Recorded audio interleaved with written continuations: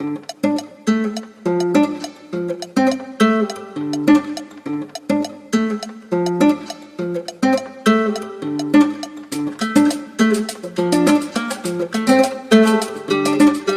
area that I thought was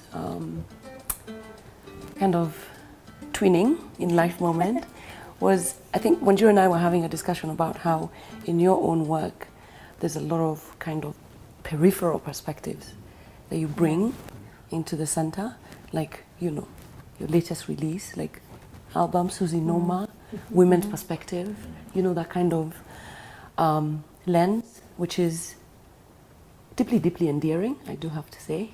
And so I thought that that might be an interesting thing to speak about in terms of your connection to the characters. Because one of my favorite things maybe has to be that you get so many perspectives about what's happening in 2007, but from very many different people. And when I first read, I think the first draft, again, I was, you know, Kavata was the center of it, right? But upon like reading it a few more times, you understand actually that she isn't. And so I started to really enjoy and want to know more about people like Scholar. Exactly. Yeah, and Chepto and their backgrounds.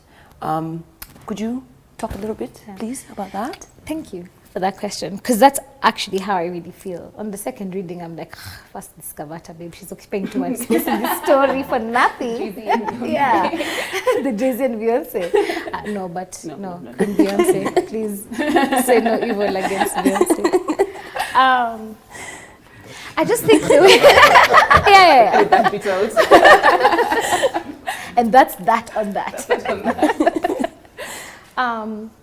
I just think it's the way life and stories are framed. It's so easy for us to see life through the Ngugis and through the Honorable Mulis. I think that's also how the national dialogue has always been constructed around sort of this, the big boys and, you know, the winners. And we kind of see the wives, we don't really care, but maybe sometimes they can be there if they're entertaining.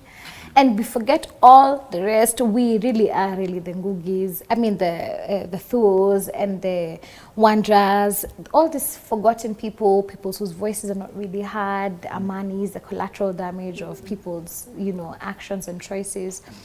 And I think that generally my perspective is that these us, we are way more, and the union only holds if we are saying yes to this union, even this thing called whatever, you know, that was just imposed on us just the other day, less than 100 years ago, right? It's our choice if the thing is meant to work, at least in theory, right? So those are the stories that are more interesting to me. It's way more interesting and not just interesting, but I really feel it's important to give space for that.